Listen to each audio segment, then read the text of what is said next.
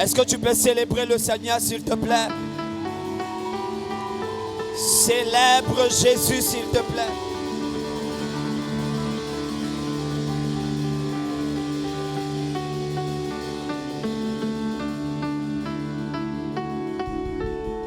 Est-ce que tu peux acclamer et célébrer Jésus? Oh, tes acclamations là ne sont pas extraordinaires. Gloire à Jésus-Christ. Bien-aimés dans le Seigneur, nous allons simplement continuer ce matin sur la base du décor qui a été planté depuis le début de cette semaine. Gloire à Jésus-Christ. Et hier encore, nous avons eu un ministère majestueux, excellent. Est-ce qu'on peut acclamer le Seigneur pour le ministère? Oh, je ne te sens pas. Est-ce que tu peux acclamer suffisamment? Et je tiens à montrer toute ma reconnaissance au pasteur Franck Alexandre, à maman Liliana, à tout le collège pastoral. Oh, que la grâce du Seigneur continue d'abonder dans vos vies. Amen, amen, amen. Bien-aimé dans le Seigneur, très rapidement, prends ta Bible, prends ton bloc-notes parce que nous allons travailler ce matin. Le thème sur lequel le Saint-Esprit m'a conduit est intitulé « Que ton règne vienne sur mon territoire ». Oh, je n'étais pas entendu. Que ton règne vienne sur mon territoire. Est-ce que les personnes qui sont assises loin derrière peuvent avancer, s'il vous plaît? Pendant qu'on avance, est-ce qu'on peut acclamer le Seigneur?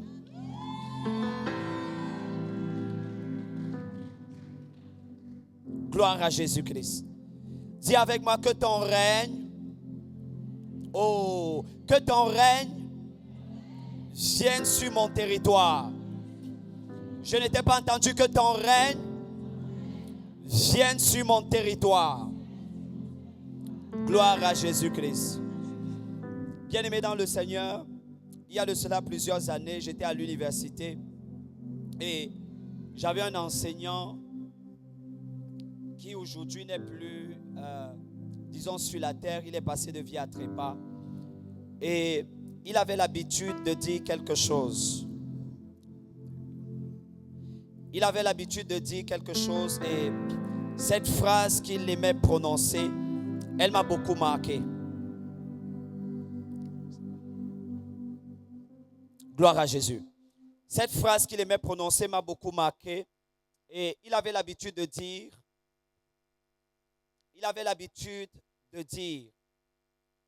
que lorsque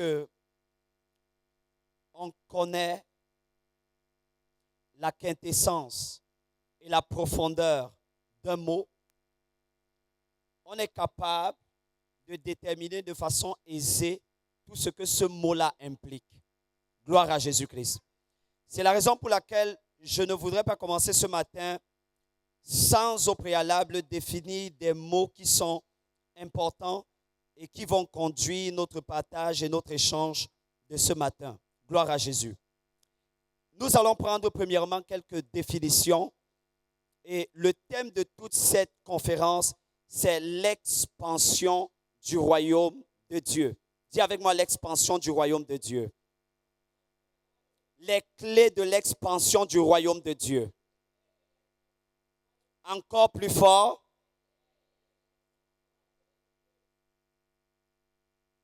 Gloire à Jésus. Et le premier thème que nous allons définir ce matin, c'est le mot expansion. Dis avec moi expansion. Lorsque nous parlons de l'expansion, nous faisons allusion à l'accroissement, à l'agrandissement, à la croissance, au progrès, au développement et à la prospérité. Ça, c'est selon Larousse.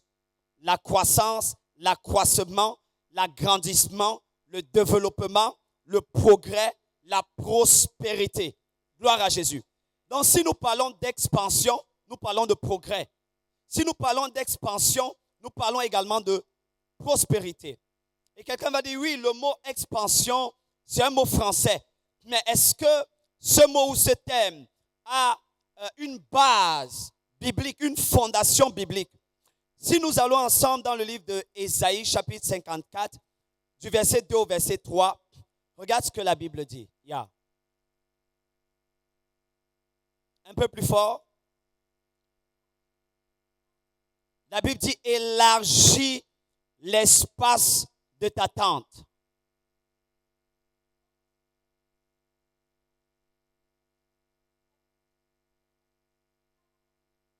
Dis avec moi, élargis l'espace de ta tente. Dis à ton voisin, élargis l'espace de ta tente. Dans la Bible dit dans le livre d'Ésaïe 54, élargis l'espace de ta tente. Quand déploie tes couvertures, les couvertures de ta demeure, ne les retiens pas. La Bible dit, allonge tes cordages et affermis tes pieds, car tu répandras à droite, tu te répandras à droite et à gauche. Est-ce que tu vois que, pardon maman, la Bible dit car tu te répandras à droite et à gauche. Quelqu'un dit je vais me répandre plus fort. Je vais me répandre à droite et à gauche. Je vais m'expandre à droite et à gauche. Oui, la suite, maman. Ta postérité envahira des nations et peuplera des villes désertes. Oh, est-ce que quelqu'un comprend cela? La Bible dit et ta postérité, c'est-à-dire et tes enfants vont envahir les nations. C'est ce qui est écrit. Et vont peupler les villes qui sont désertes. Dis avec moi les villes qui sont désertes. Et vont peupler, vont combler les espaces qui sont vides. Dis à ton voisin, va combler les espaces qui sont vides. Oh, ils ne sont pas encore avec moi ce matin. Le Saint-Esprit va te brutaliser de révélation. Dis à ton voisin, va combler les espaces qui sont vides. Va combler les espaces qui sont vides. Plus fort, va combler les espaces qui sont vides. Va combler les espaces qui sont vides. Voisine. Dis voisine. Voisine. Il y a des espaces. Il y a des espaces qui sont vides. Qui sont vides. Il y a des chaises. Il y a des chaises qui sont vides. Qui sont vides. Il y a des trônes. Il y a des trônes qui sont vides. Qui sont vides. Va combler les espaces. Va combler les espaces. Oh, ta façon de parler, ça m'énerve.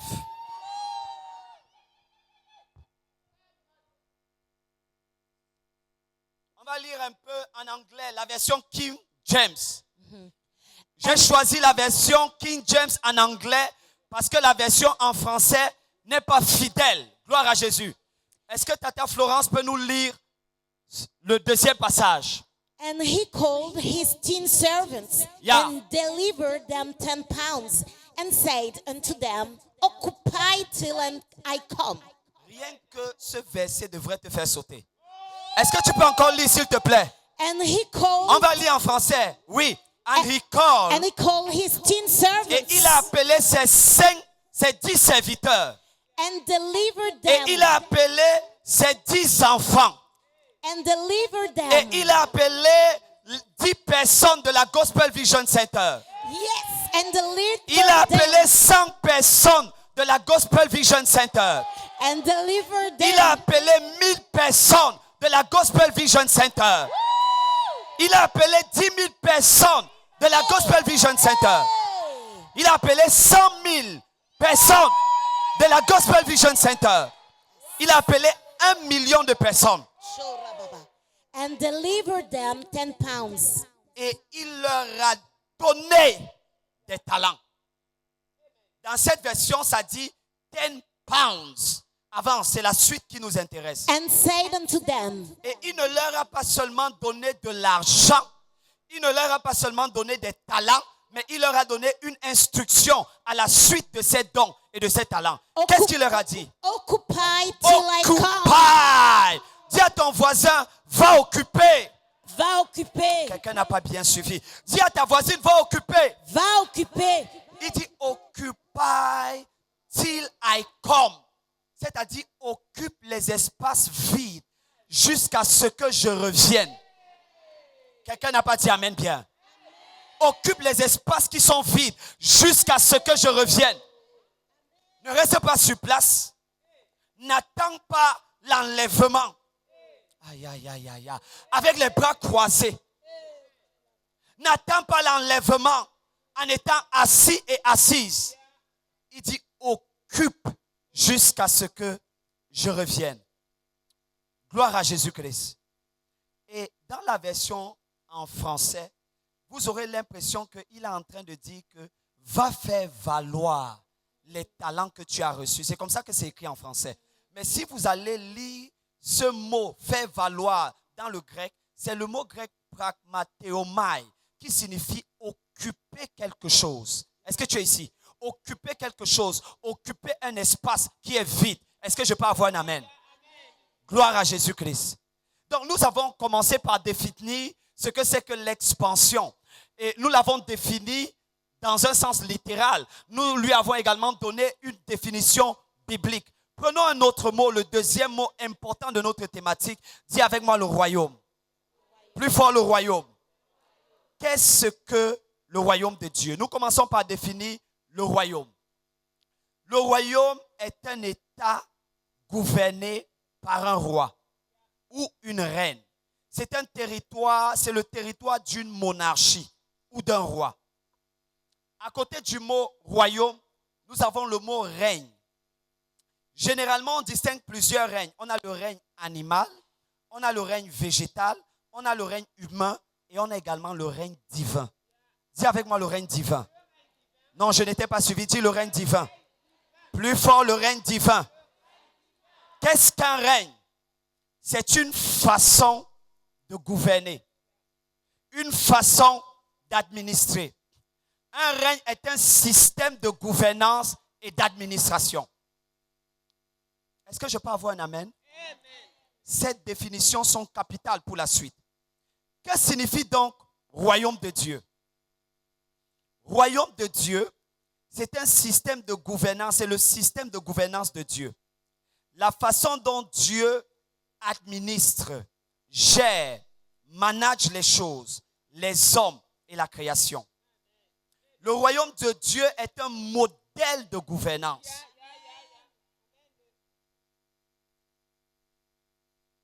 C'est une façon de penser, un système de pensée, un paradigme. Gloire à Jésus-Christ. C'est une façon de voir et d'agir envers la création. Façon de voir et d'agir envers la création. Demande à ton voisin où est-ce qu'il nous amène. Non, je n'étais pas entendu. Où est-ce qu'il nous amène?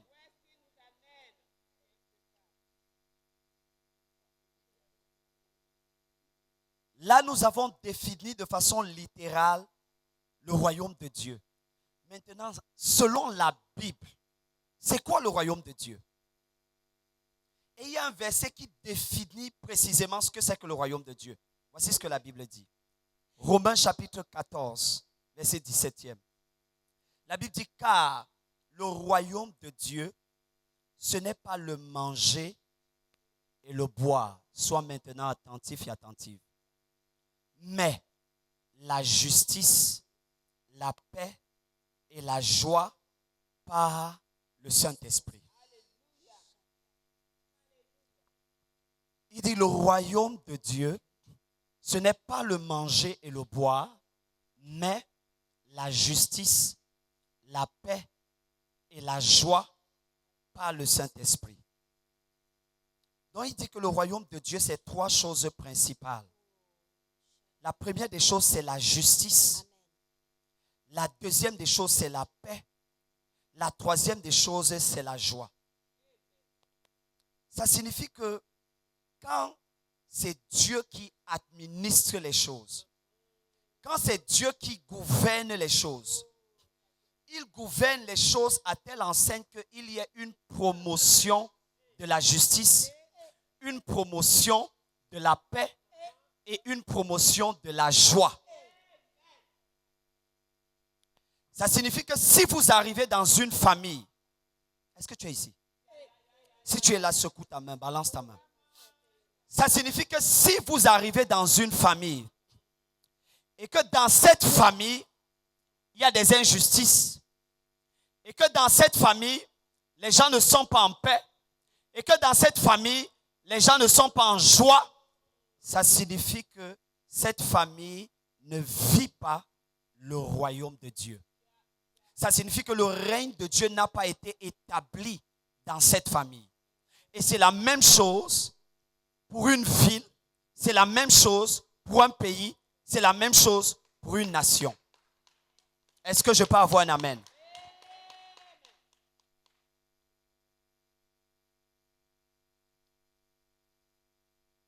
Donc, si je suis recruté dans une entreprise, dans un ministère, et qu'au sein de cette entreprise et de ce ministère, les choses ne sont pas faites dans la justice, la paix et la joie, ça signifie que le règne de Dieu n'est pas totalement opérationnel dans cette structure dans laquelle je me trouve.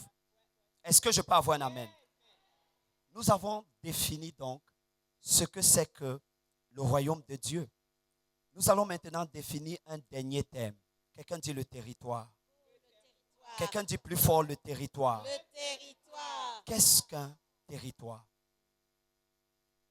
Un territoire est un espace délimité, appartenant à un individu ou une communauté sur lequel s'exerce un pouvoir.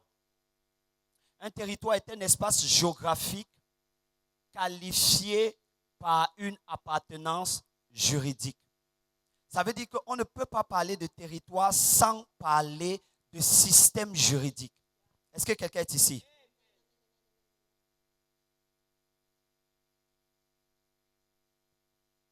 Si on parle de territoire, on doit parler de droit, on doit parler d'espace, on doit parler de géographie, on doit parler de gouvernance.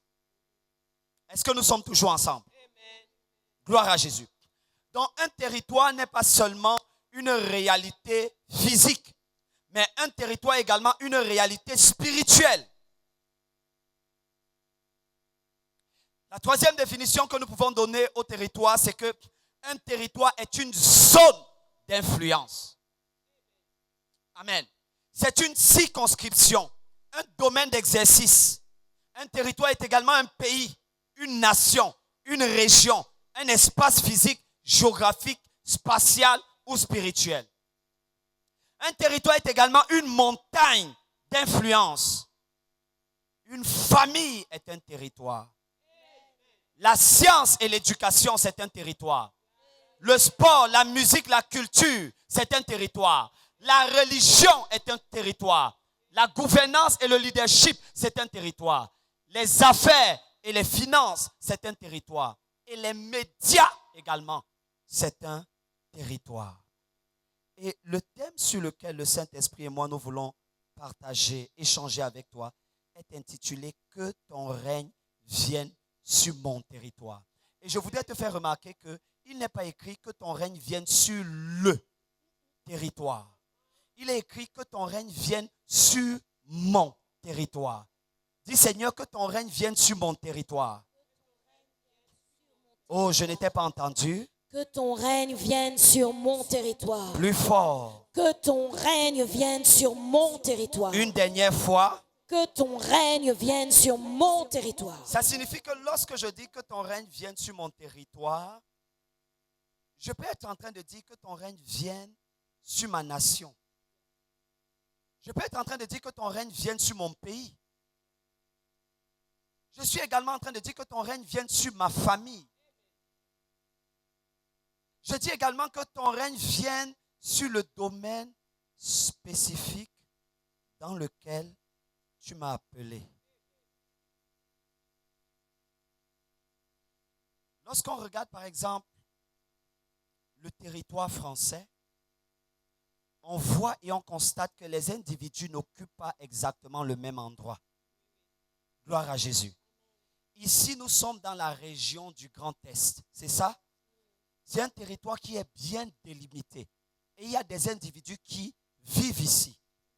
Et il y a également d'autres personnes qui opèrent dans d'autres territoires. Mais la question importante, la première qu'il faudrait, ou alors à laquelle il faudrait répondre ce matin, c'est quelle est territoire. Est-ce que quelqu'un est ici?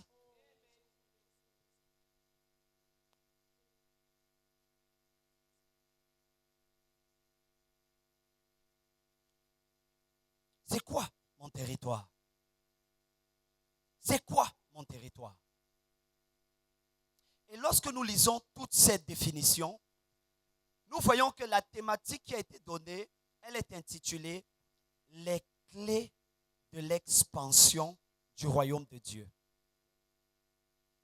Si on parle des clés de l'expansion du royaume de Dieu, la thématique sous-entend que nous avons déjà accès au royaume de Dieu.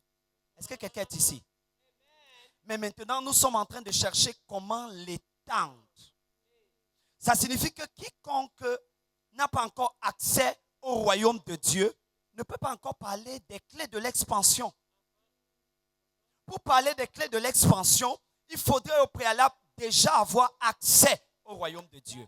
Est-ce que nous sommes toujours ensemble? Je ne vais pas revenir sur comment accéder au royaume de Dieu. Je vais directement embrayer sur quelques clés majeures pour l'expansion du royaume de Dieu et la transformation des territoires. Gloire à Jésus. Allons ensemble dans le livre d'Ésaïe, chapitre 9. Nous allons lire du verset 1er au verset 6e. Donnez à l'empire de l'accroissement et une paix sans fin au trône de David et à son royaume. Ésaïe chapitre 9, le verset 1er. Donnez à l'empire de l'accroissement et une paix sans fin au trône de David et à son royaume. Ok, tu es dans quelle version? 8 secondes. 8 secondes. Ok, vas-y. L'affermir et le soutenir par le droit et par la justice, dès maintenant et à toujours, voilà ce que fera le zèle de l'Éternel des armées. Ésaïe chapitre 9, tu es du verset 1 jusqu'au verset 6. C'est bien ça?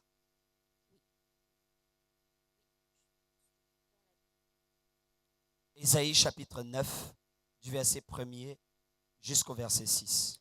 Le peuple qui marche dans la nuit voit une grande lumière. S'il vous plaît, est-ce que tout le monde est à Ésaïe chapitre 9, du verset 1 jusqu'au verset 6? Si tu y es, lève ta main s'il te plaît.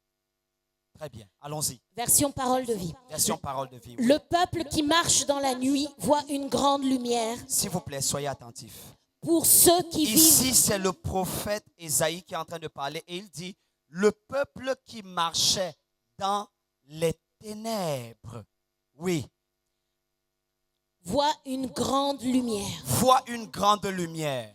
Pour ceux qui vivent dans le pays de l'obscurité. Sur ceux qui habitent dans le pays de l'obscurité. Une lumière se met à briller. Une lumière se met à briller. Seigneur, oui, tu les inondes de bonheur. Oui. Tu fais grandir leur joie. Oui. Ils se réjouissent devant toi, oui, comme on se réjouit en faisant les récoltes. Comme on crie de joie en partageant les richesses des ennemis vaincus. Oui, tu arraches ton peuple au pouvoir qui pèse sur lui, le bâton qui blesse ses épaules, le fouet qui le frappe.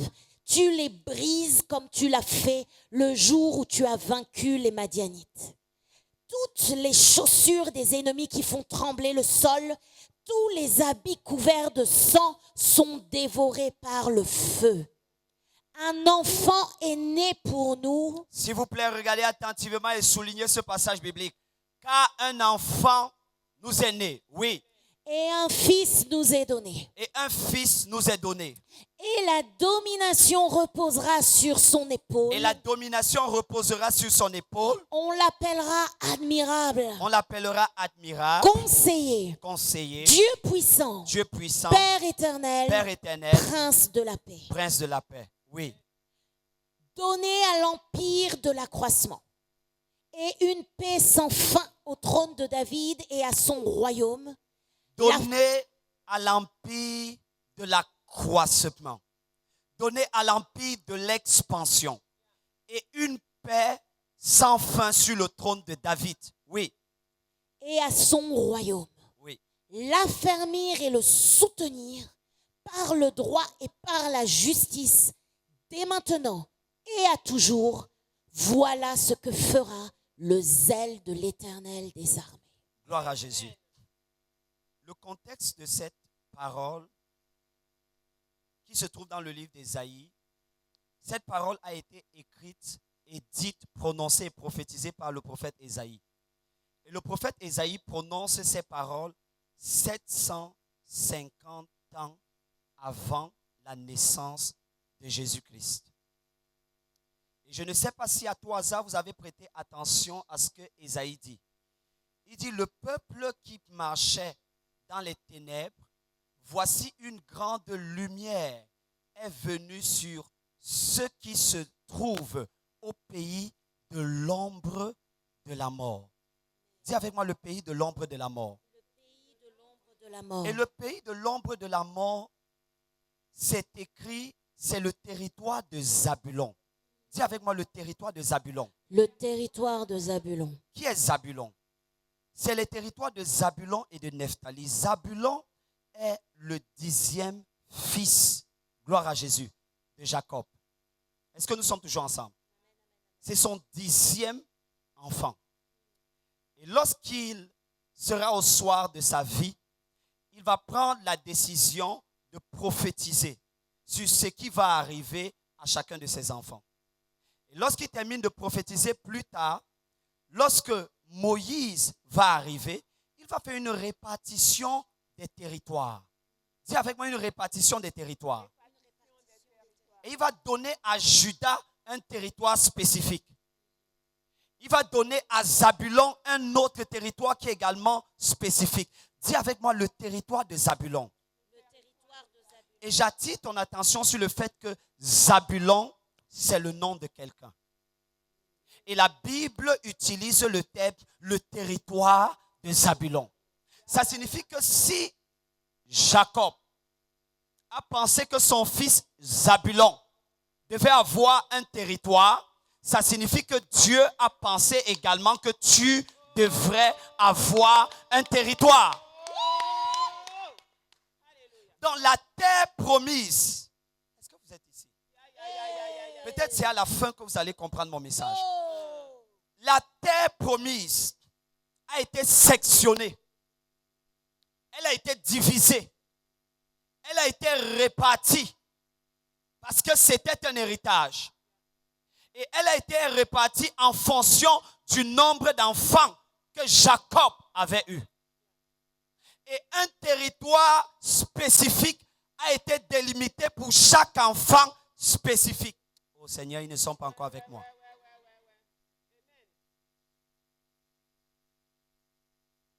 Et la Bible dit donc qu'il y a un territoire qui a été donné à Zabulon et à Nephtali. Mais ce qui est intéressant, c'est où se trouve le territoire de Zabulon et de Nephtali. Dis à ton voisin, où se trouve le territoire de Zabulon et de Nephtali? Où se trouve le territoire de Zabulon et de Nephtali? Le territoire de Zabulon et de Nephtali se trouve exactement à côté de la ville de Tyr et de Sidon. Vous ne savez pas où je vous amène. Je dis le territoire de Zabulon se trouve exactement à côté de la ville de Tyr et de Sidon. Mais si je vous parle de la ville de Tyr et de la ville de Sidon, ça vous fait penser à quoi?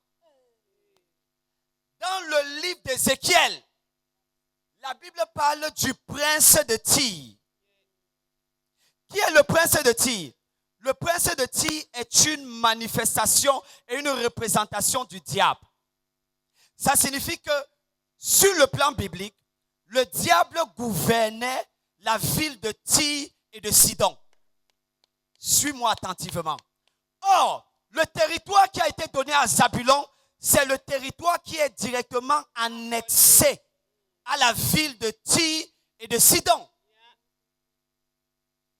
N'oublie pas que c'est Satan, le diable, qui est appelé dans la Bible le prince de Tyr et le prince de Sidon. Est-ce que vous êtes toujours avec moi? Donc, Satan avait établi son quartier général dans la ville de Tyr et de Sidon. Et juste à côté de cette ville se trouvait le territoire qu'on avait donné à Zabulon. Et parce que Zabulon n'a pas pu protéger et préserver son territoire, l'influence diabolique de Tyr et de Sidon a affecté le territoire de Zabulon.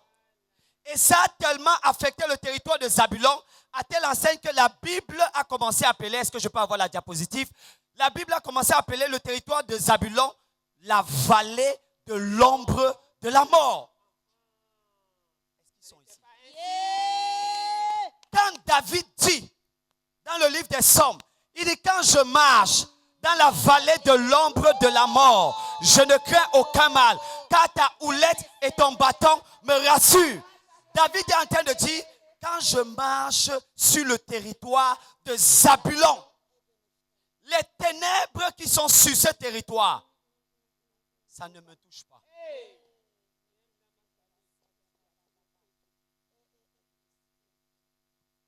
Le prophète Ésaïe se lève donc 750 ans avant la naissance de Jésus-Christ. Lisons encore ce qu'il va dire, s'il vous plaît. Il dit, le peuple qui marchait dans les ténèbres, une grande lumière est venue sur ceux qui habitaient le pays de l'ombre de la mort.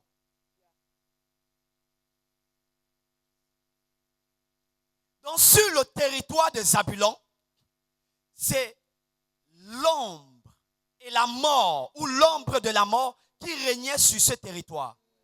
Mais 750 années avant la venue de Jésus-Christ, le prophète Ésaïe annonce quelque chose. Je ne sais pas si vous avez remarqué. Il dit, dans ce qu'il annonce, une grande lumière. Dis avec moi, une grande lumière. Une grande lumière. Dis plus fort, une grande lumière. Une grande lumière. Dis encore, une grande lumière. Une grande lumière. Et il dit, une grande lumière vient sur ceux qui habitent le territoire de Zabulon. Et Ésaïe a parlé 750 années avant la naissance de Jésus-Christ.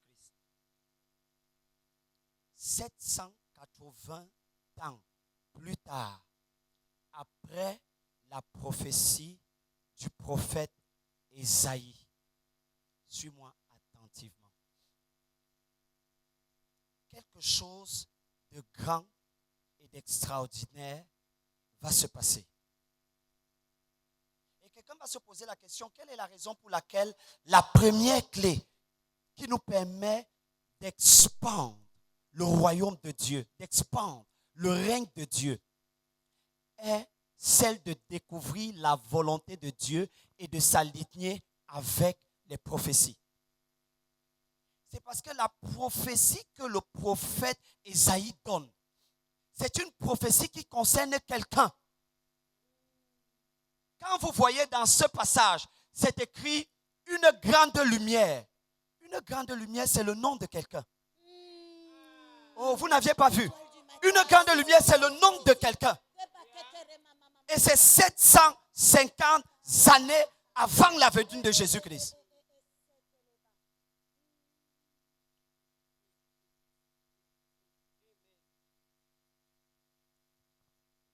Donc quand Jésus naît, l'une des premières choses que Jésus va chercher à faire, permet que j'utilise cette expression, c'est de découvrir la volonté de Dieu pour lui, pour sa vie, mais également de consulter et de s'aligner avec les prophéties qui concernent sa vie et sa destinée. Donc lorsque le prophète Ésaïe était en train de parler et de prophétiser, il était en train de parler de la personne de Jésus. Quelqu'un va dire comment? Allons dans Matthieu chapitre 4. Matthieu chapitre 4e. Matthieu chapitre 4. On va lire quelque chose et nous allons rapidement revenir. Merci Saint-Esprit. Matthieu chapitre 4. Est-ce que nous pouvons lire ensemble à partir du verset 11e? Alors le diable le laissa, et voici des anges vinrent auprès de Jésus et le servaient. Jésus, ayant appris que Jean avait été livré, se retira dans la Galilée. Il quitta Nazareth. Attendez, s'il vous plaît. Est-ce que tu peux reprendre, s'il te plaît? Alors, le diable le laissa. Donc nous sommes dans Matthieu chapitre 4. Et voici des anges vinrent auprès de Jésus. Matthieu et chapitre le 4. servaient. Jésus a jeûné, Jésus a prié, le diable vient le tenter. Et après qu'il ait été tenté par le diable, qu'est-ce qui se passe? Et voici, des anges vinrent auprès de Jésus Vinrent auprès de Jésus et le servaient. et le servaient. Ok, très bien, je ne vais pas toucher cette partie. Continue s'il te plaît. Jésus ayant appris que Jean avait été livré, Jésus a appris que Jean-Baptiste a été livré, a été arrêté, a été emprisonné. Et on l'a emprisonné pour le tuer. se retira dans la Galilée. Il quitta La Bible dit Nazareth. qu'il s'est retiré de la Galilée. Et le territoire sur lequel Jésus s'est retiré, c'est exactement la ville de Nazareth. Il est sorti de la ville de Nazareth. Continue s'il te plaît. Et vint demeurer à Capharnaüm, situé près de la mer, dans le territoire de Zabulon et de Nephtali. Afin que s'accomplisse ce qui avait été annoncé par Ésaïe le prophète, le peuple de Zabulon et de Nephtali. Attends, il y a certaines personnes qui n'ont pas compris. Est-ce que tu peux reprendre? Ok. Reprends s'il te plaît. Il quitta Nazareth Jésus a quitté Nazareth. et vint demeurer à Capharnaüm. La question est celle de savoir quelle est la raison pour laquelle on annonce à Jésus que Jean-Baptiste akamavela imbrandesia eninte krishe brondo zoluse brondo kabala invelite enento kobrosiama. Quelle est la raison pour laquelle on annonce à Jésus que Jean-Baptiste a été arrêté et emprisonné? Et à ce moment, Jésus choisit de quitter la ville de Nazareth dans laquelle il se trouvait pour aller exactement dans quelle ville? Capharnaüm. Dans la ville de Capernaum. Quelqu'un dit avec moi de Capernaum. Capernaum. Plus fort de Capernaum. Capernaum. Pourquoi Jésus n'est pas allé dans une autre ville? Quelle est la raison pour laquelle Jésus n'est allé que dans cette ville? Et la suite du verset nous explique qu'en réalité, la ville de Capernaum se trouve à côté de la Galilée. Il quitta Nazareth et vint demeurer à Capernaum, situé près de la mer, dans le territoire de Zabulon. Wow! Ésaïe prophétise 750 années avant qu'une lumière va venir éclairer le territoire de Zabulon. Et 780 ans plus tard, la Bible dit que Jésus quitte Nazareth pour s'installer à Capernaum sur le territoire de Zabulon. Est-ce que je peux avancer un temps soit peu? Est-ce que vous voyez que tout ce que Jésus est en train de faire en se déplaçant, il est simplement en train de s'aligner avec une prophétie qui avait été déposée sur sa vie et sur sa destinée? L'une des raisons pour lesquelles plusieurs enfants de Dieu sont à l'église et n'ont pas d'impact, c'est parce qu'il y a plusieurs enfants de Dieu qui sont à l'église mais qui sont hors de leur destinée. Qui sont à l'église et qui ne sont pas alignés avec les prophéties qui ont été relâchées pour leur vie et pour leur destinée. Il n'est pas possible de faire de l'impact sur la terre sans au préalable avoir découvert quelle est la volonté de Dieu pour ta vie et pour ta destinée. C'est d'ailleurs la raison pour laquelle dans le livre de Jean, le chapitre 6e, Jésus va dire quelque chose au verset 38. Il va dire, le Fils de l'homme n'est pas venu pour faire sa volonté, mais le Fils de l'homme est venu pour faire la volonté de celui qui l'a envoyé. Or, ici, quelle était la volonté de celui qui l'avait envoyé? La volonté de celui qui l'avait envoyé n'était pas qu'il reste à Nazareth. Je ne sais pas si vous savez, lorsque nous parlons de la ville de Nazareth était une petite ville. En réalité, c'était un village. C'est le village, pas dans lequel Jésus était né, mais c'était le village dans lequel Jésus avait grandi. Est-ce que nous sommes ensemble? Donc, Jésus a grandi dans la ville de Nazareth, qui avait à peu près 400 habitants. Donc, c'était une petite ville, un petit village. Mais lorsqu'il se déplace de Nazareth pour Capharnaüm, Jésus est en train de faire ce qu'on va appeler une expansion. Parce que le territoire de Nazareth a 400 personnes. Et le territoire de Capharnaüm a 1700 personnes. Et le déplacement que Jésus fait est un déplacement stratégique. Quelqu'un dit pourquoi? Parce qu'à Nazareth, la Bible dit qu'il n'a pas pu faire de grands miracles. Ça signifie que tant que Jésus reste à Nazareth, il y a des choses de son ministère qu'on ne va jamais connaître. Tant que tu restes dans ta position de confort, dans ta position de familiarité, tant que tu restes dans cette position que tu occupes depuis des années, il y a des choses de toi qu'on ne saura jamais. Jusqu'à ce que tu acceptes de te déplacer et de t'aligner avec les prophéties de Dieu pour ta vie et pour ta destinée. Est-ce que je peux avoir un amen?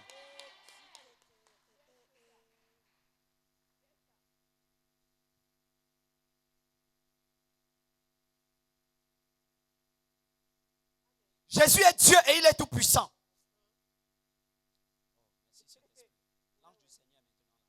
Jésus est Dieu et il est tout puissant. Jésus peut dire que parce que je suis Dieu, j'ai la liberté de faire ce que je veux sur la terre. Mais Jésus arrive et il découvre qu'il y a un agenda divin sur sa tête. Par conséquent, il sait que la meilleure chose qu'il puisse faire, c'est de s'aligner avec cet agenda divin. Quelqu'un dit pourquoi? Pourquoi? Parce que peut-être tu n'as pas remarqué. Dans le verset que notre sœur a lu, la Bible dit qu'après qu'il ait été tenté par le diable, les anges sont venus et ont commencé à le servir.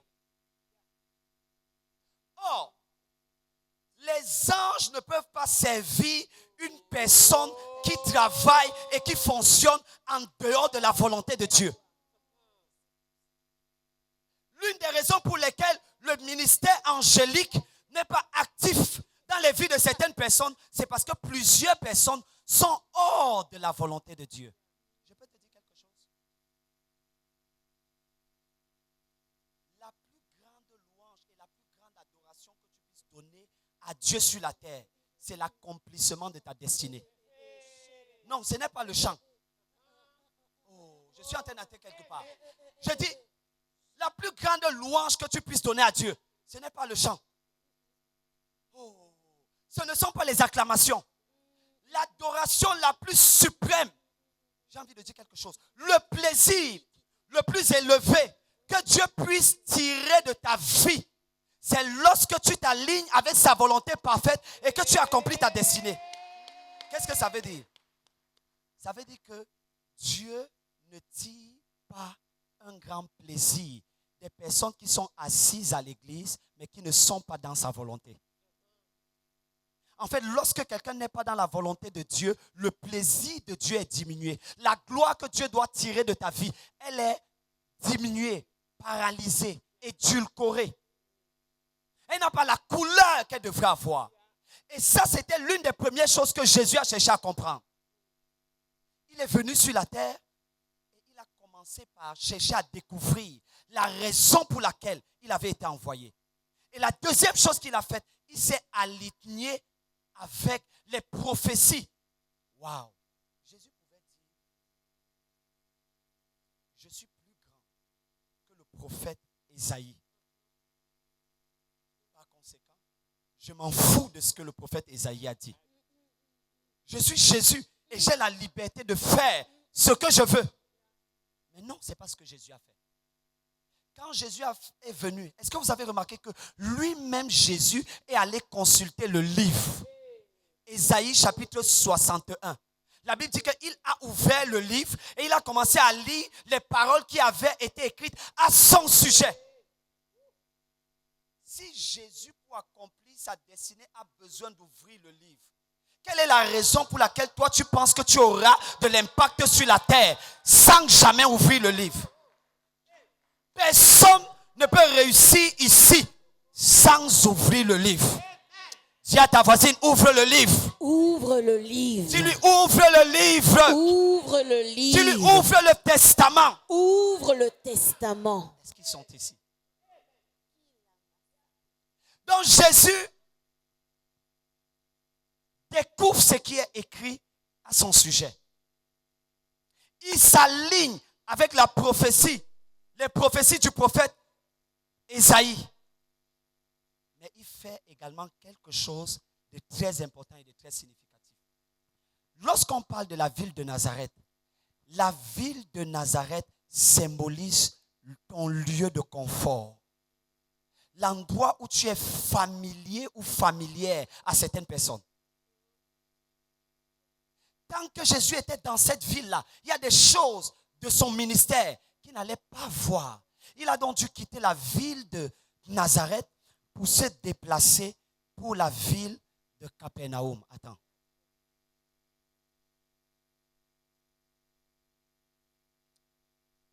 Normalement, c'est le contraire qui devait se passer. Parce que le village Nazareth était moins connu, moins populaire, moins exposé que Capernaum, que le territoire de Zabulon. Et les versets précédents disent que Jésus se déplace de Nazareth pour Capernaum après qu'on ait arrêté Jean-Baptiste. Sois avec moi. Normalement, si Jésus opérait comme un homme, il aurait dû faire le contraire. Lorsqu'on a arrêté et emprisonné Jean-Baptiste, Jésus aurait dû chercher à se cacher.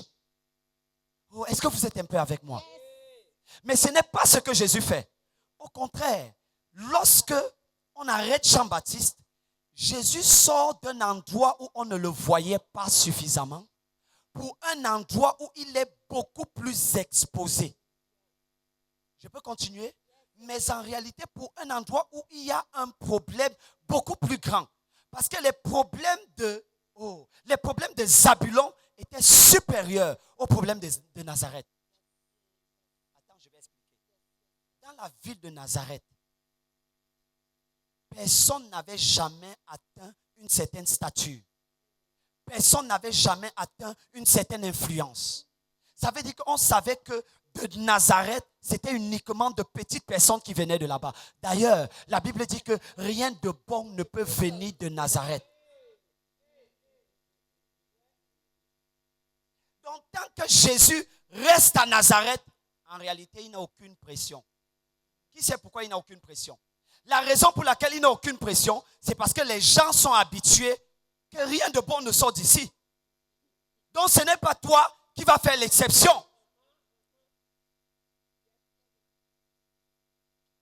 Mais parce que Jésus sait qu'il a une grande destinée, il va chercher à résoudre un grand problème.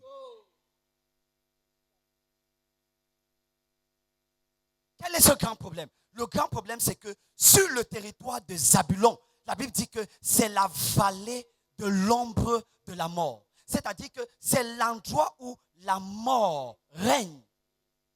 C'est l'endroit où il y a les ténèbres. La Bible dit que c'était une ville qui était couverte par les ténèbres. Mais Jésus a bien compris sa destinée et ce qu'il transporte. Jésus a compris que le prophète Ésaïe a dit que lui, Jésus, est une lumière. Et parce que lui, Jésus, est une lumière, il est donc la solution de Zabulon. Quel est le problème de Zabulon? Zabulon vit dans les ténèbres. Est-ce qu'ils ont pris ça? Zabulon vit dans les ténèbres. Et Jésus est la lumière. Ça signifie que pour que Zabulon sorte des ténèbres, il faudrait que la lumière entre. Donc quand Jésus entre dans Zabulon, c'est la lumière qui est en train d'entrer sur ce territoire. Il vient donc résoudre un grand problème. Parce qu'il porte une grande destinée. Est-ce que je peux avoir la diapositive suivante? Et ce qui est très intéressant,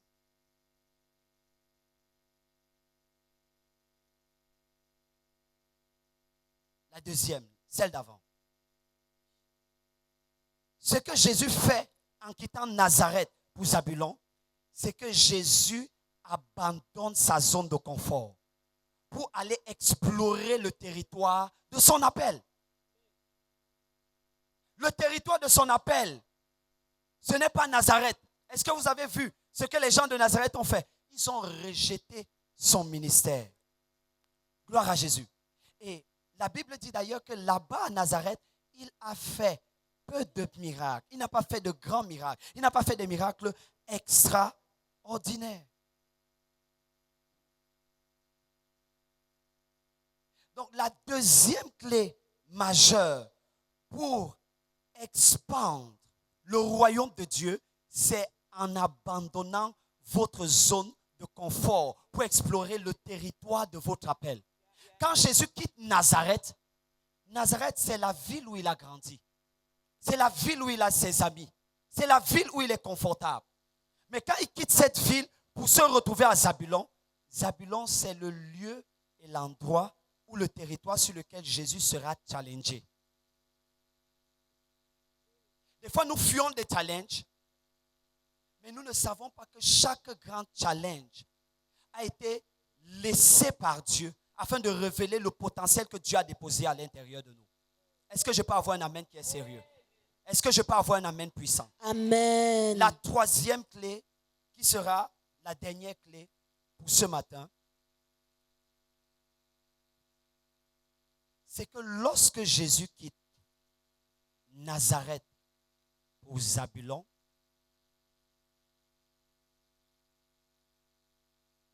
parce que sur le territoire de Zabulon, il règne des ténèbres. Jésus doit donc se manifester de façon surnaturelle.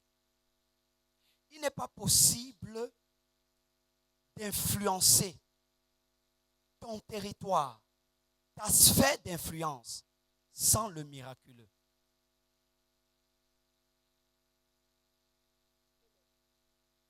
Et le problème, c'est que nous nous sommes tellement habitués à la religiosité que désormais, il est facile pour certaines personnes d'accepter de vivre une vie chrétienne de contentement sans qu'il n'y ait une dimension du surnaturel.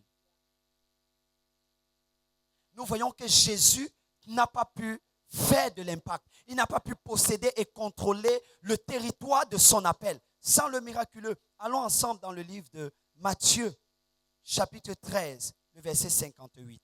Est-ce qu'on peut le lire? Et il ne fit pas beaucoup de miracles dans ce lieu à cause de leur incrédulité. Je vais toucher quelque chose de très important. Lis encore s'il te plaît.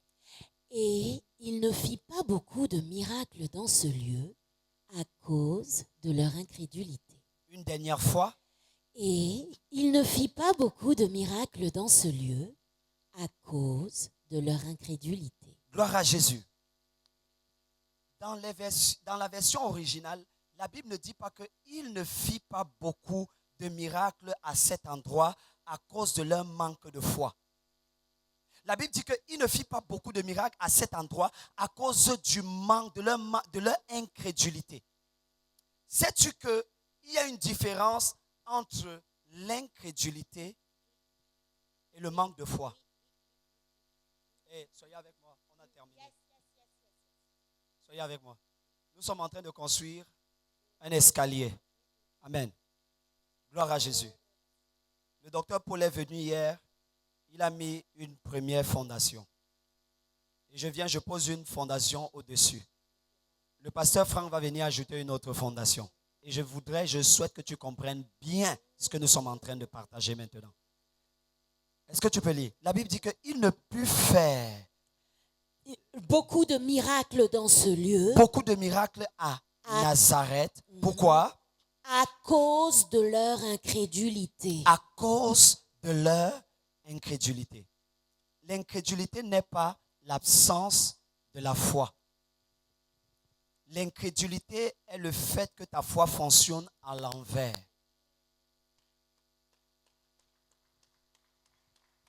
S'il te plaît, demande-moi pourquoi. S'il te plaît, pose-moi la question pourquoi. Dis encore pourquoi. Hébreux chapitre 12.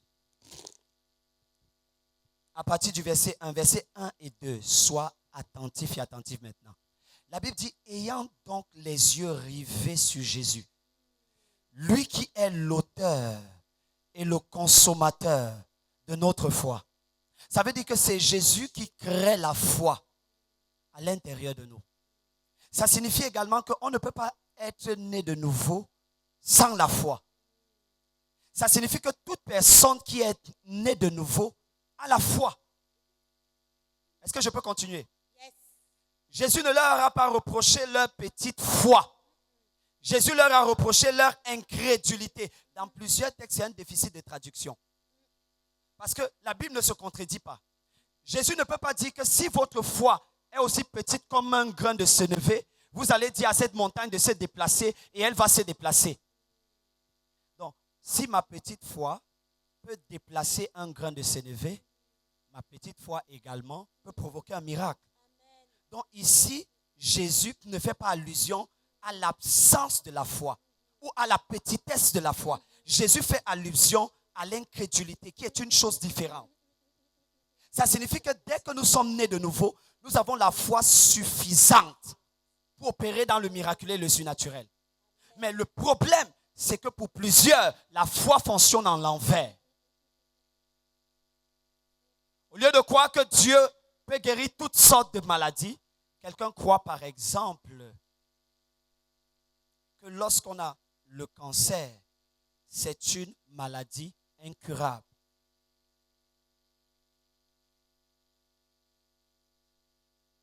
Est-ce que vous voyez que le fait de croire au diagnostic, à un diagnostic quelconque, c'est exercer sa foi? Ça veut dire quand j'ai reçu un diagnostic et je commence à me conformer. Bien sûr, je ne suis pas en train de dire qu'on ne devrait pas se conformer à ce que les médecins disent. Est-ce que nous sommes ensemble? Gloire à Jésus. Mais je voudrais expliquer le fait que lorsque je me conforme à un diagnostic, je suis en train de m'aligner, je suis en train de démontrer que je crois en ce qui a été dit. Donc je fais fonctionner en fait ma foi en l'envers. Donc le problème, c'est le problème, pas de l'absence de la foi, pas de la petitesse de la foi, mais de comment je fais fonctionner ma foi.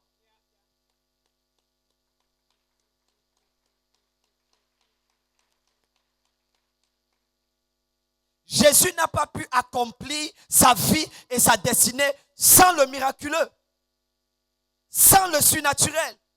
Et quelqu'un va me poser la question de savoir, mais le surnaturel, le miraculeux, à quoi bon? Le problème, c'est que nous avons pensé que le surnaturel, le miraculeux, doit être renfermé à l'église. Donne-moi un amen et je vais montrer ça dans la Bible. Amen. Ton amen n'est pas consistant. Amen. Dieu n'a pas seulement donné le miraculeux pour l'église. Dieu nous a donné le miraculeux comme un instrument pour le monde. Est-ce que je peux avoir un amen?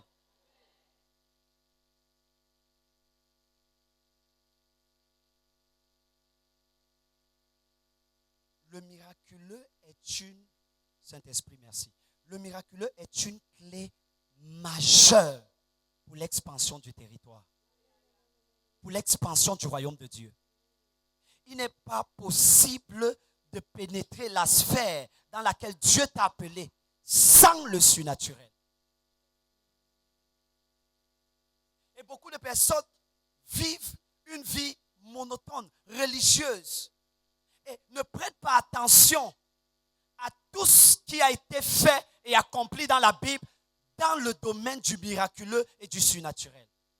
Est-ce que je peux te donner des exemples pour te montrer comment est-ce que le miraculeux peut impacter une nation? Yes. Je peux montrer ça dans la Bible? Yes. Allons un peu discuter avec le prophète Élisée. On peut discuter avec le prophète Élisée? Yes, prophète. Avant de discuter avec le prophète Élisée, lisons Matthieu chapitre 4, le verset 23 et 24. Yeah.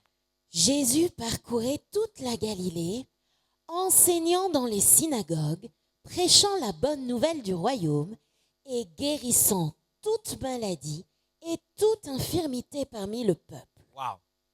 Sa renommée se répandit dans toute la Syrie et on lui amenait tous ceux qui souffraient de maladies et de douleurs de divers genres, des démoniaques, des lunatiques, des paralytiques, et il les guérissait. Comment Jésus a, permettez que j'utilise cette expression, infiltrer, pénétrer le territoire de Zabulon à travers le miraculeux.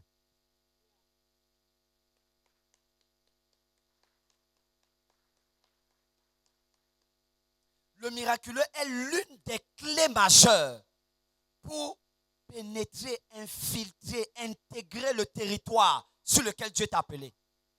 Il n'est pas possible d'accomplir ta destinée sans le surnaturel. Ce n'est pas possible. La veille de mon ordination, 2 jours avant mon ordination, j'étais seul à la maison, en train de prier. Et pendant que j'étais en train de prier, c'est pas sur les réseaux sociaux, j'espère. Pendant que j'étais en train de prier, le prophète Ézéchiel est entré dans la pièce où je me trouvais. En 2020, après que je me sois marié, j'étais dans ma chambre. J'étais en train de lire la Bible. Et pendant que je lisais la Bible, je lisais à côté de la Bible un livre de Kathryn Kuhlman. La porte de ma chambre était entièrement fermée. Et j'ai suivi une personne ouvrir la porte de ma chambre et entrer. J'étais en face de Kathryn Kuhlman. En 2021, décembre 2021, lorsque je suis arrivé ici en France, un matin, je suis en train de prier, je suis à genoux. Et je tombe dans un sommeil. Je suis à moitié éveillé, à moitié endormi. Et à ce moment-là, j'ai Oral Robert qui entre dans la pièce où je me trouvais et qui vient me saluer en touchant ma main droite.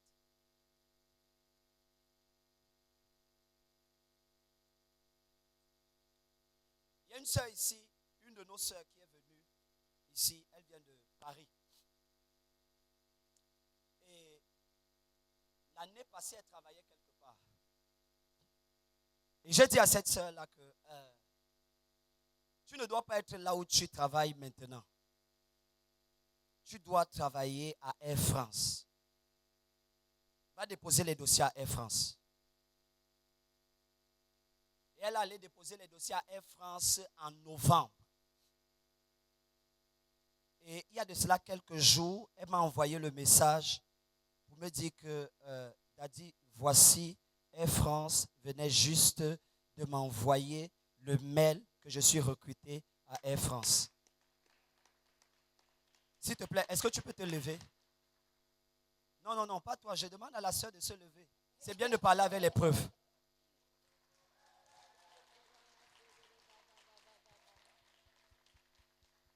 Le surnaturel. Et le surnaturel n'est pas l'apanage de certaines personnes. Ce n'est pas réservé aux prophètes. Ce n'est pas réservé aux apôtres. Oh, merci pour ton onction, Saint-Esprit. Le surnaturel n'est pas réservé aux évangélistes. Le surnaturel est un atout divin qui nous permet de pénétrer les sphères d'influence. Si Jésus a eu besoin du surnaturel pour faire de l'impact, tu en as besoin. Est-ce qu'on peut discuter un peu avec Élisée?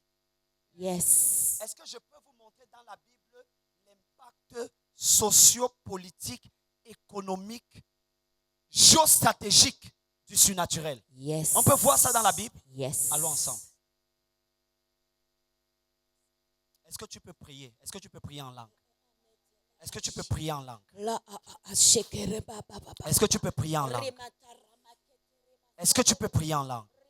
Allons ensemble dans le livre de 2 Rois. 2 Rois.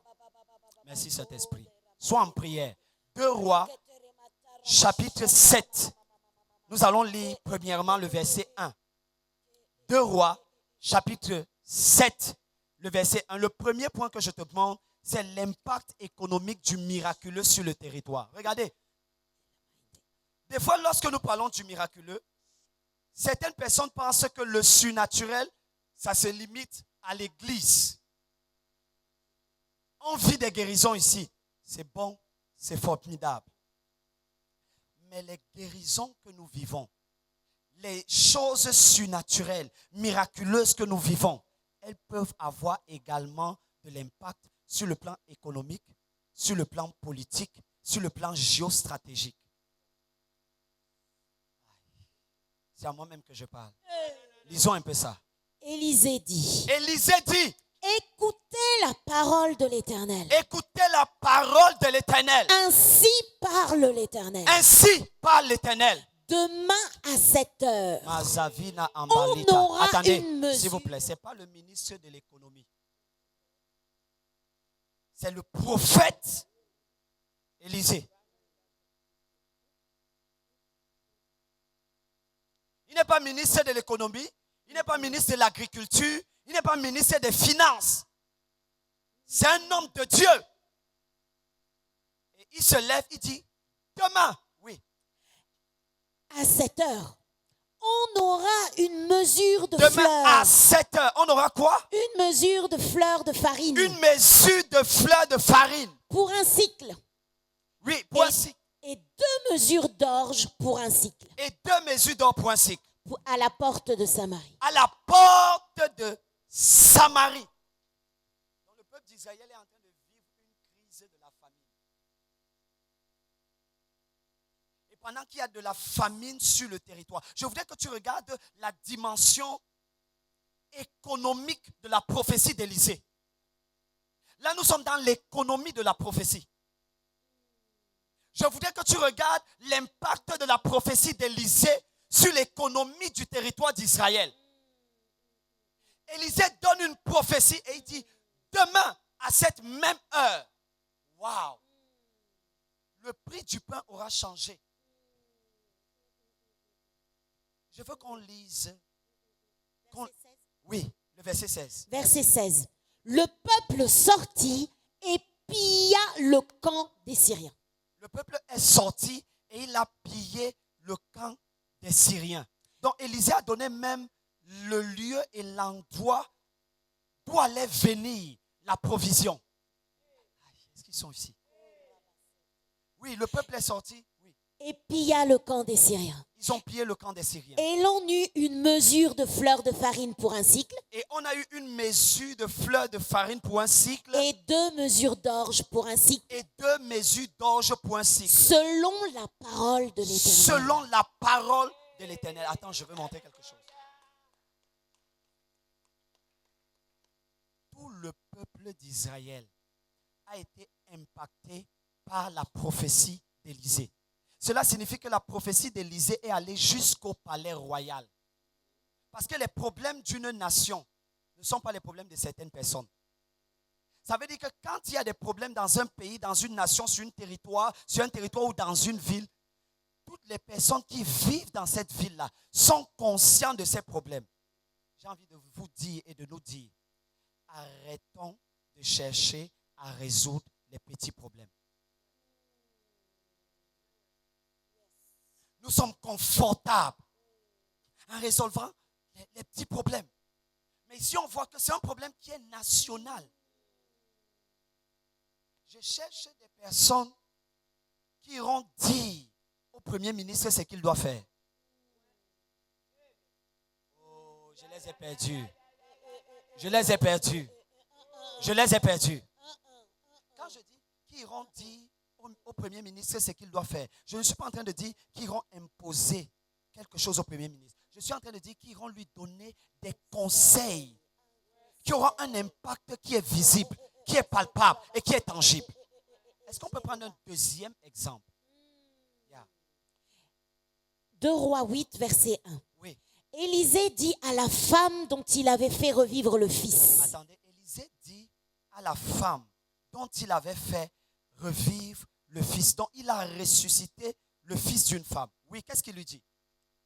Il lui dit, lève-toi, va-t'en, toi et ta maison, et séjourne où tu pourras. Oui. Car l'Éternel appelle la famine. Car l'Éternel appelle la... Oh. Car l'Éternel appelle quoi? La famine. Donc, Élisée dit à cette femme, lève-toi, quitte de l'endroit où tu te trouves. Déplace-toi et va vers un autre endroit où tu auras la provision. Parce que si tu restes à cet endroit, l'Éternel est en train d'envoyer la famine. Qui peut donner ce type de conseil au ministre de l'économie, au ministre de l'agriculture?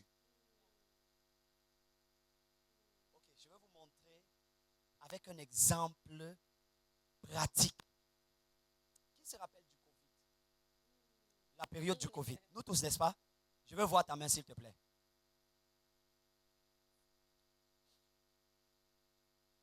La Bible dit que Dieu ne fait rien sur la terre sans avertir à ses saints serviteurs, les prophètes. C'est vrai? C'est écrit dans ta Bible. Ça veut dire qu'avant que le Covid ne vienne, Dieu a parlé à certains prophètes. Amen. Amen. Les vidéos sont sur YouTube. Est-ce que c'est vrai? Yes. Certaines personnes ont vu ces vidéos. Yes. Je connais au moins un prophète qui a annoncé la venue du Covid. Emmanuel Makandiwa, il est au Zimbabwe. Maintenant, je vais vous montrer la dimension économique que pouvait avoir sa prophétie. Il a donné une prophétie, mais elle n'a pas été forcément bénéfique à l'Église. Imaginez que ce soit à vous que ce prophète avait donné cette prophétie. Pendant le Covid, l'une des choses que tout le monde a utilisées dans le monde entier, je vous sors maintenant de votre boîte. L'une des choses que tout le monde a utilisées dans le monde entier pendant le Covid, c'était quoi? Le média. Hein? Les masques. Est-ce qu'on peut acclamer? Est-ce qu'on peut acclamer pour ça? Je veux montrer la dimension économique. Imagine que c'était toi qui avais reçu, par exemple, cette prophétie. Et que pendant que les autres, en recevant la prophétie, allaient commencer à trembler, à gémir, que vraiment quelque chose de mauvais va arriver. Que toi, sur la base de cette prophétie, tu ailles à l'avance et créer ton entreprise qui fabrique les masques.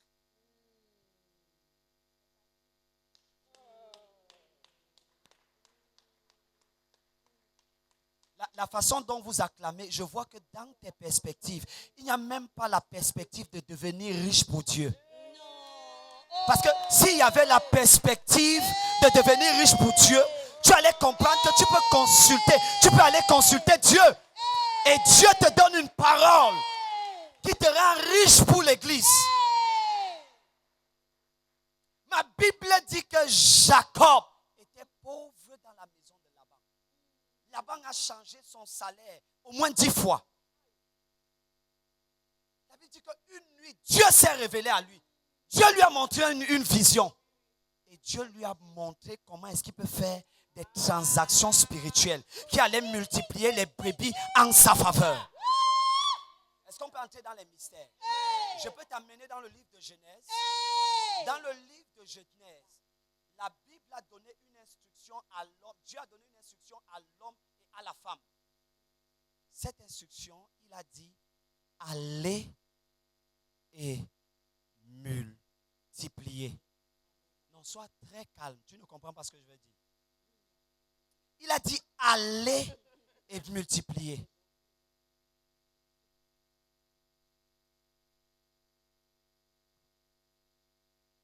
Et le diable et tous ses bâtards de fils ont réussi à convaincre certaines personnes et même certains chrétiens que lorsque Dieu disait aller et multiplier, cela s'arrêtait uniquement à la reproduction sur le plan physique et sur le plan sexuel. Lis bien le verset.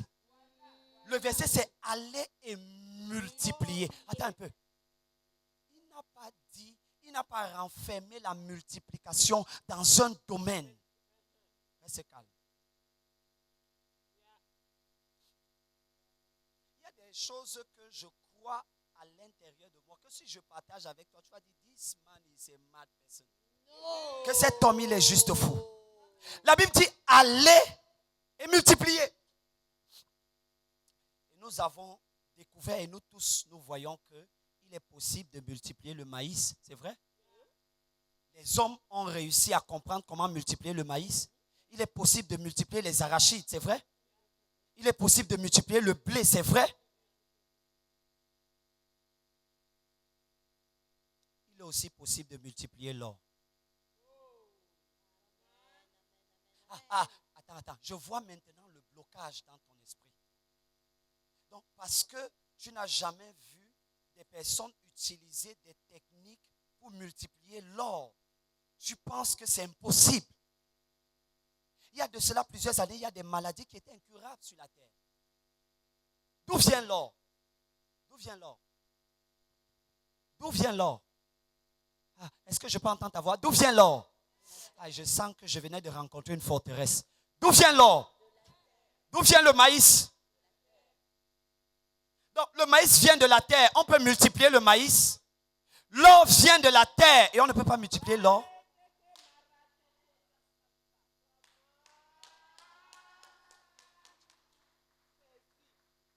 Oh, je vois que vous avez simplement l'intention de continuer à parler en langue jusqu'à l'enlèvement. Nous sommes en train de parler des solutions surnaturelles. D'où vient le pétrole? D'où vient le diamant? Est-ce que vous êtes capable d'expliquer le processus ou le procédé par lequel l'or et le diamant se forment à l'intérieur de la terre? Ce n'est pas parce qu'on n'a pas encore découvert que ce n'est pas possible.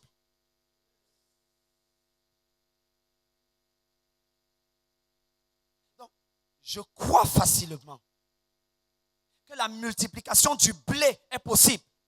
Et aujourd'hui, certains scientifiques ont trouvé des techniques qui permettent de multiplier certains aliments beaucoup plus rapidement. Et pourquoi est-ce que nous, en tant qu'enfants de Dieu, on ne peut pas comprendre? Dieu dit allez et multiplier. Il n'a pas dit quoi? Donc, on peut multiplier le diamant, le pétrole, l'or. Attends un peu. Ce que je venais de dire, ça signifie que peut-être on devrait revoir certaines de nos théories en économie. Par la grâce de Dieu, j'ai fait un peu d'économie. Et la théorie économique est basée sur le concept de la rareté. Oh, est-ce qu'ils sont ici? La théorie économique est basée sur le principe de la rareté. C'est l'un des principes fondamentaux. Mais dans le jardin d'Éden, Dieu ne demande pas à Adam de gérer le jardin, d'administrer le jardin, parce qu'il manque des choses dans le jardin.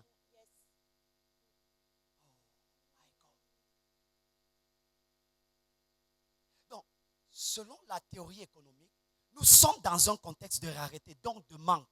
Et on gère les choses parce qu'il n'y en a pas assez. Mais ce n'est pas la même chose dans la dimension de Dieu. Dans la dimension de Dieu, la rareté n'existe pas. Oh, je suis allé très loin, je dois conclure mon message. Je suis allé trop loin. Les jeunes doivent se lever et ne pas ingurgiter les théories de John Maynard Keynes. Ne pas boire uniquement les théories d'Adam Smith. Mais des jeunes doivent lire tout ce qui se passe dans la nation à la lumière des Saintes Écritures. Attendez, l'un des moyens par lequel le diable opère, c'est par la peur. Quand on parle aux gens de la rareté, les gens commencent à avoir peur. C'est pourquoi les gens se tuent. Est-ce qu'ils sont ici? Ça veut dire que ce que je suis en train de dire peut avoir un impact, peut être utilisé également même pour arrêter des guerres. Parce que plusieurs personnes aujourd'hui se tuent et se détruisent. Parce que selon plusieurs personnes, il n'y a pas suffisamment de ressources sur la terre. Et s'il n'y a pas suffisamment de ressources sur la terre, ça veut dire que Dieu, je mets cela entre guillemets, est un idiot. Et il n'est pas digne d'être un père. Parce qu'un père ne peut pas envoyer des gens dans une maison qu'il a créée, qu'il a fabriquée, et les laisser dans la famine. Et les laisser dans la misère. Je peux te dire quelque chose? Il y a suffisamment de ressources pour que nous tous, nous soyons bougrement riches. Hey! Oh, quelqu'un n'a pas bien compris ce que je venais de dire.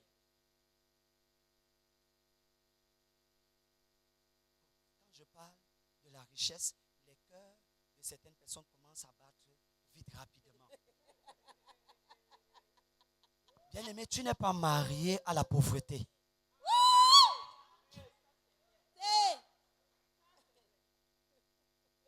Et quelqu'un va dire, oh oui, mais est-ce qu'on est obligé de parler de la richesse? Est-ce qu'on est obligé de parler? Parle, prophète. Il y a des gens qui ne sauront gagner à Dieu, qui ne vont écouter ta voix que lorsqu'ils feront.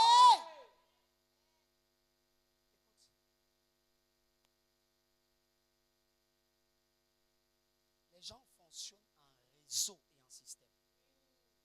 Ça veut dire que si tu dois te retrouver devant quelqu'un comme Bill Gates et que vous devez commencer à échanger, la première des choses qu'il va chercher à regarder, ce n'est pas ton état spirituel. Ce n'est pas ton état spirituel. Nous avons la responsabilité de transférer ce que nous sommes en esprit afin que le monde le voie de façon physique et de façon tangible. Amen. Refuse-toi de continuer de vivre un christianisme qui n'a pas de preuves. Amen. Personne ne peut faire l'expansion, ne peut avoir l'expansion sans le miraculeux. Prêcher, c'est bien. Prier, c'est bien. Mais le monde n'écoute pas des fois nos prédications. Ils veulent voir des choses tangibles et extraordinaires. Gloire à Jésus. Prenons ce dernier passage. Je regarde s'il me reste un peu de temps. On va prier et on va arrêter à ce niveau. 2 Rois 4, versets 1 à 7. Oui. Une femme d'entre les femmes des fils des prophètes cria à Élisée en disant: ton serviteur, mon mari, est mort, et tu sais que ton serviteur craignait l'Éternel. Or, le créancier est venu pour prendre mes 2 enfants et en faire ses esclaves. S'il te plaît, attends un peu, ma soeur. Attends. Tout à l'heure, quand je disais à mes frères et mes soeurs qu'il est possible de multiplier l'or, le diamant, certains ne croyaient pas. Mais ici, nous avons un cas dans la Bible où un homme a multiplié l'huile. Je ne dis pas qu'il a fabriqué l'huile. Il a provoqué la multiplication de l'huile. J'ai une question. Donc Dieu est si mauvais et si méchant qu'il laisserait le prophète Élisée multiplier l'huile et qu'il nous rendrait incapables de multiplier quelque chose qui a plus de valeur que l'huile. Je crois que si Élisée a multiplié l'huile, on peut multiplier l'or. On peut multiplier le diamant. Ça, c'est ce que je crois. Ce que je dis, c'est dur à prendre. C'est difficile à croquer. Et le plus grand problème, c'est que nous aimons et nous nous plaisons à lire les miracles d'Élisée. Oh, Élisée a fait 14 miracles.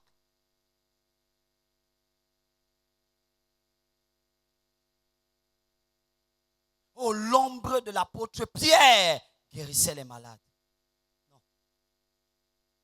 L'ombre de Stéphane Messina doit guérir les malades.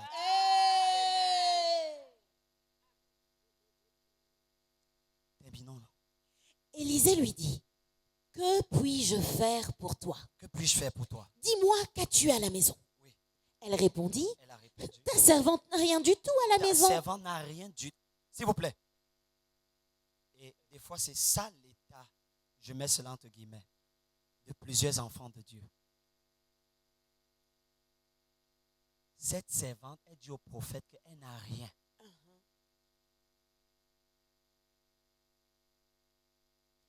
Dieu ne peut pas t'envoyer sur la terre comme un vase vide. Lorsque Dieu envoie un homme sur la terre, il dépose en cet homme la ressource dont il a besoin pour accomplir sa destinée. Paul a dit à Timothée: ne néglige pas le don que tu as reçu, le talent que tu as reçu. Ne l'enterre pas, parce que dans ce talent, il y a la ressource qui est nécessaire pour accomplir ta destinée. Oui. Qu'un vase d'huile restrictif, qu'un vase d'huile.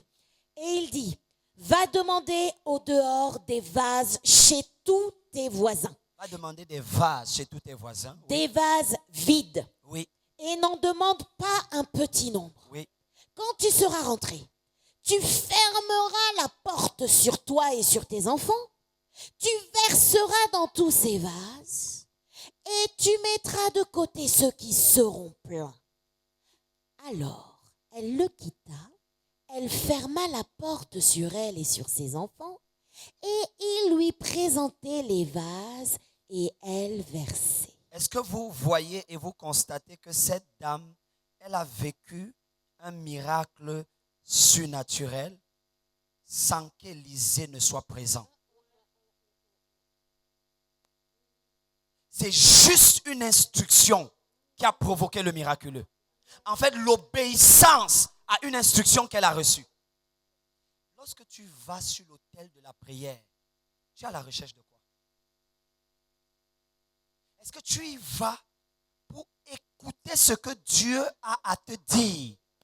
Ou tu y vas pour dire à Dieu ce que tu voudrais lui dire?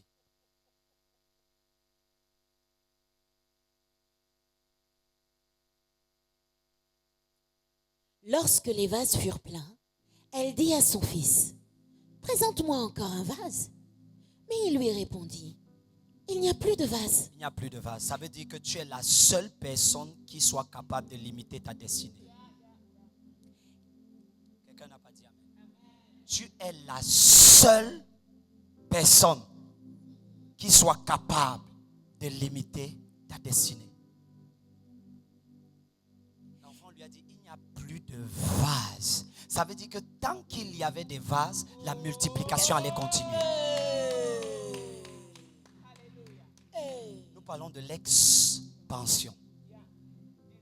Et des fois, quand on parle de l'expansion, certaines personnes voient simplement l'expansion dans la multiplication numérique de l'Église. Mais lorsque nous parlons également de l'expansion, nous parlons de l'expansion dans la dimension qualitative. Dis avec moi, qualitative. Ça veut dire que quand on vient à la GV Center, on ne doit pas voir seulement une foultitude de personnes. On doit voir des personnes de qualité, des personnes excellentes. Excellentes. Excellentes. Il y a des personnes qui ont enterré l'excellence dans leur vie depuis, qui vivent une vie de médiocrité et qui refusent de s'élargir, qui refusent de bouger, restant dans le statu quo. Je hais la médiocrité. Regarde, le simple fait que je me retrouve devant toi ici en train de prêcher, tu ne peux pas savoir, c'est un signe extraordinaire de Dieu pour des personnes qui ont grandi avec moi. J'ai mes amis d'enfance ici qui sont assises là, qui connaissent l'histoire de ma famille.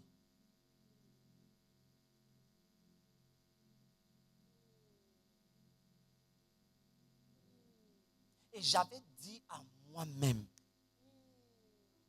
I will never live the same life than my father. Je ne vais pas subir les mêmes choses que mon père a subies.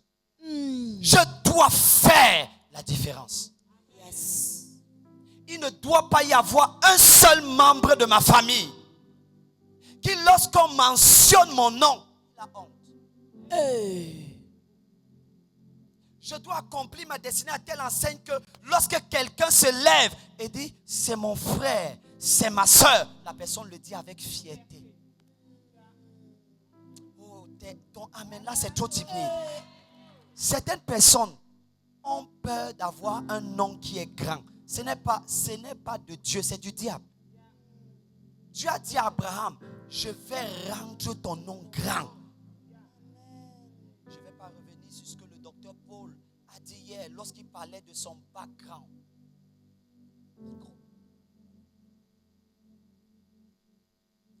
La Bible dit, à tes résolutions va répondre le succès. Il n'y a pas un jour de ma vie où je suis satisfait. Ça n'existe pas. le temps, je mets la pression sur Dieu. La pression, Seigneur, tu dois m'utiliser. Tu dois m'utiliser. Tu dois m'utiliser. Tu dois m'utiliser. Tu dois m'utiliser. Fais pas que, oh, oui, le Seigneur m'a utilisé il y a de cela 5 ans pour telle personne. Oh, vraiment, c'est magnifique. Il n'y a rien de magnifique. Je veux que Dieu puisse m'utiliser maintenant. Quelqu'un dit maintenant. Maintenant. Quelqu'un dit maintenant. Maintenant. Est-ce que je peux parler aux sœurs? Yes. Il y a une femme aux États-Unis. Son nom c'était Kathryn Kuhlman. Elle s'est levée un jour. Et pendant que les gens étaient dans la religion, dans la religiosité, elle s'est levée et elle a dit I believe in miracle. C'est-à-dire, je crois au miracle, au surnaturel. Et il n'est plus possible de parler du christianisme sur la terre sans parler de Kathryn Kuhlman. Tu sais comment j'ai commencé à parler anglais? Je suis arrivé dans la ville d'Abuja et 3 semaines après, j'ai été désigné comme le responsable de la prière pour toute l'école biblique. Et je ne savais pas parler anglais.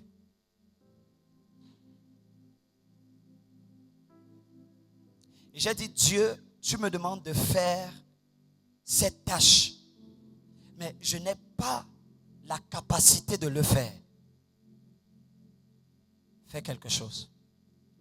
Et je suis allé acheter un livre de Kathryn Kuhlman. Et le titre de ce livre, c'est I Believe in Miracle. J'ai lu le livre du début à la fin. Je ne comprenais pas grand-chose parce que c'était écrit en anglais. Mais à la fin du livre, quelqu'un dit à la fin du livre. À la fin du livre. J'ai simplement découvert que je parlais et je comprenais déjà anglais. Je partageais le témoignage ici que ma toute première fois d'interpréter, c'était ici à la GV Center. Non, c'était ici à la GV Center. Quand le prophète Dan Lee est venu, un espace était vide et sur l'instruction du pasteur, je l'ai rempli. Rappelle-toi le début de notre message. Un espace était vide et je l'ai occupé. Quand tu vois un espace vide et que tu vas l'occuper, même si en toi il n'y a rien, aucune capacité pour être en charge de cet espace, quand Dieu voit ça, il dépose en toi ce qu'il faut. Tiens-toi sur tes 2 pieds. Tiens-toi sur tes 2 pieds. Est-ce que tu peux élever ta voix et rendre grâce à Dieu? Rends grâce à Dieu. Rends grâce à Dieu.